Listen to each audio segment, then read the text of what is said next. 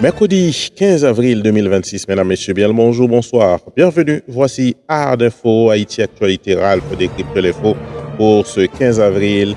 C'est une collaboration de Alternance Média, Téléspiral et C-Média Lab. Tout de suite, voici les principaux titres qui ont marqué l'actualité pour ce 15 avril 2026. On débute cette édition, mesdames, messieurs, avec la question de l'insécurité, attaque meurtrière à Marigot. Dans la nuit du 13 au 14 avril 2026, la commune de Marigot, dans le sud-est du pays, a été le théâtre d'attaques armées coordonnées et en fait au moins 8 morts et 2 blessés parmi les policiers, selon un bilan provisoire. Des individus lourdement armés ont ciblé la localité de Séguin, incendiant le commissariat de la zone et plusieurs infrastructures, tout en s'emparant d'équipements de la police nationale d'Haïti, notamment des motocyclettes. Face à cette offensive, des groupes autodéfense ont tenté de contenir les assaillants, tandis que des renforts policiers ont été déployés dès le 14 avril pour reprendre le contrôle de la zone. Notamment, ils ont repris le contrôle du commissariat.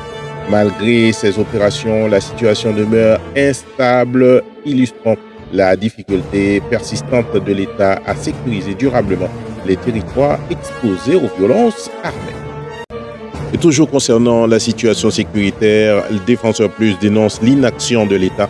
Ce 15 avril, l'organisation de défense des droits humains Défenseur Plus a alerté sur l'aggravation de la situation sécuritaire du pays. Elle évoque une intensification des attaques des groupes armés qui étendent leur emprise sur plusieurs régions du pays dans un contexte de faiblesse structurelle des institutions. Selon l'organisation, cette situation traduit une défaillance majeure de l'État, incapable de répondre efficacement à la montée en puissance des gangs. Elle appelle à la mise en œuvre urgente d'un plan national de sécurité, incluant le renforcement des forces de l'ordre et une meilleure prise en charge des victimes. Et maintenant, dans le nord-ouest du pays, parlons de catastrophes, inondations dans le nord-ouest du pays. Entre le 11 avril et le 13 avril 2026, de fortes pluies ont provoqué des inondations majeures dans le département du nord-ouest. Les communes de Port-de-Paix, Saint-Louis du Nord, Anse-Affoleur et Jean Rabel ont été particulièrement touchés avec un bilan provisoire d'au moins 12 morts et plusieurs disparus. Les dégâts matériels sont considérables avec des habitations détruites, des infrastructures publiques gravement endommagées, notamment l'hôpital de la zone. L'accès difficile à certaines zones complique les opérations de secours, mettant en évidence la vulnérabilité chronique du pays face aux catastrophes naturelles. Et maintenant, parlons culture, mesdames, messieurs. Nous revenons sur cette situation qui s'est produite à la Citadelle. Démission et sanctions après ce drame.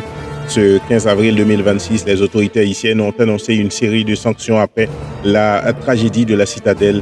Plusieurs responsables ont été révoqués, tandis que le directeur général du ministère de la Culture, Jean-Gary Denis, a présenté sa démission au Premier ministre Alix Didier Fils-Aimé. Cette décision intervient dans un contexte de forte critique sur la gestion du patrimoine national. Les autorités évoquent des manquements graves et une crise de gouvernance interne, alors que l'enquête judiciaire se poursuit pour établir les responsabilités dans cette affaire. Toujours en Haïti, parlons sécurité. La réunion entre le directeur général de la PNH et le commandant en chef de la force de répression des gangs. Le directeur général de la police nationale, M. Jonas Vladimir Parison, assisté de son état-major, a reçu le major général Eder Neba Abatsuri, commandant en chef de la force de répression des gangs en Haïti, et plusieurs officiers tchadiens et sri-lankais à la direction générale de la police, a annoncé le chef de la police sur son compte Facebook mercredi 14 avril 2026. Nous avons discuté de la collaboration entre la PNH et la FRG dans la bataille pour reprendre le contrôle du territoire qui sont contrôlés par les gangs terroristes, lit-on sur le compte Facebook de M. Parison. La force de répression des gangs doit avoir 5500 membres. Le calendrier de déploiement se situe entre avril et octobre 2026. Entre-temps, le retrait des éléments kenyans a laissé certaines positions sans surveillance. Ces derniers temps, des bandits ont effectué des incursions au bilan humain assez lourd dans la zone de la Tibonite, la zone de Séguin et dans les hauteurs de Marigot. Maintenant, parlons de diplomatie, mesdames, messieurs. Fin de mission du représentant de l'OEA en Haïti. Le Premier ministre Alix Didier Fils-Aimé a participé à une cérémonie officielle marquant la fin de mission de Cristobal Dupuis, représentant spécial des organisations des États américains en Haïti. Cet événement a réuni plusieurs autorités nationales ainsi que des partenaires internationaux dans un contexte marqué par les défis politiques et institutionnels majeurs dans le pays. À cette occasion, les autorités haïtiennes ont salué le travail accompli par Cristobal Dupuis durant son mandat dans le pays. Elles ont notamment mis en avant son engagement dans le renforcement des processus démocratiques, la promotion des droits humains et l'appui aux initiatives de développement durable. Son action a également été marquée par un soutien diplomatique visant à consolider les capacités institutionnelles de l'État haïtien et des différentes structures administratives, notamment envers la police nationale d'Haïti.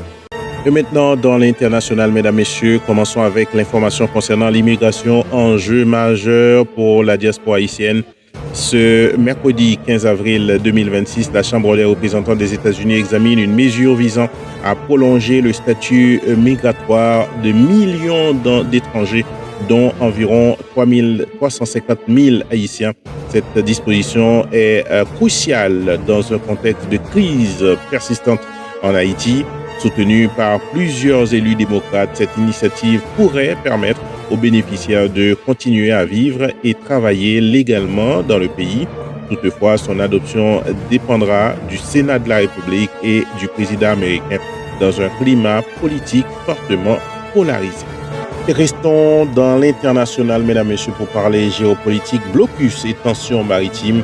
Ces dernières 48 heures suivant le lancement du blocus américain des ports iraniens, ce mardi 14 avril 2026, l'armée américaine a indiqué avoir contraint 9 navires à rembourser ces chemins.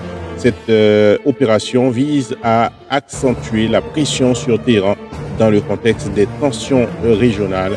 Cependant, certaines données maritimes indiquent que plusieurs navires ont réussi à franchir temporairement le détroit d'Ormuz, révélant les limites opérationnelles de ce blocus. La situation reste extrêmement volatile dans cette zone stratégique du commerce mondial. Et maintenant, mesdames, messieurs, nous allons terminer par un point sur le sport. Le Paris Saint-Germain en demi-finale de la Ligue des Champions et Barcelone éliminé. Hier, mardi 14 avril 2026, le Paris Saint-Germain a arraché sa qualification et s'est qualifié pour les demi-finales de la Ligue des Champions en battant Liverpool 2-0 à Anfield. L'attaquant Ousmane Dembélé s'est illustré avec un doublé décisif au 72e et au 90e minute de jeu. Le club parisien atteint ainsi sa 3e demi-finale consécutive et confirme son statut de place forte du football européen. Dans l'autre affiche, Atlético Madrid a éliminé le FC Barcelone, retrouvant le dernier carré pour la première fois depuis 2017. On attend les résultats des matchs aujourd'hui puisque le Real de Madrid joue sa qualification aussi aujourd'hui. On attend donc puisque Barcelone est éliminé, les fans de Real Madrid, donc ils ont le cœur qui bat à 1000 à l'heure. Voilà, mesdames, messieurs, toutes les informations que vous deviez savoir sur Haïti et sur le monde pour ce mercredi 15 avril 2026. C'est une collaboration de Alternance Média, Téléspiral et C-Media Lab. On ne change pas une équipe qui gagne. Je vous invite à continuer à nous suivre sur Facebook, Ralph Siméon, sur YouTube, Art Info TV. Pour vous servir, c'est Ralph Siméon. Je vous dis à bientôt pour une nouvelle édition Art Info. Merci pour votre fidélité. À bientôt.